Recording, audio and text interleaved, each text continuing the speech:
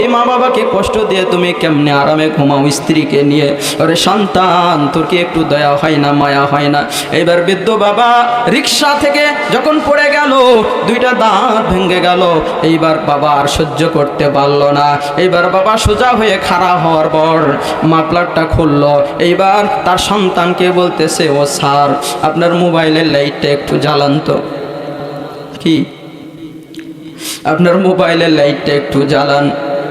এইবার সন্তান যখন মোবাইলের লাইট জ্বালাইছে, বলে আমার চেহারার দিকে একটু লাগান, আমার চেহারার দিকে তোমার মোবাইলের লাইটটা একটু ধরো তো দেখি আমাকে চিনতে পারো কিনা।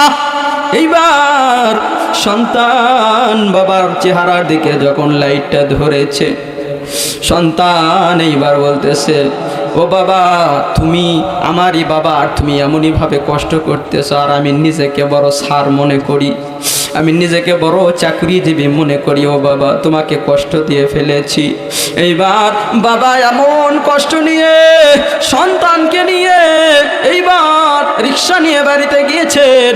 মা এর কাছে ছেলে যাইতেছে, পাড়াপড়শিরা জড়ো হয়ে গেছে। সন্তান বাড়িতে পৌঁছার 10 মিনিট আগেই তার মা মারা গিয়েছে।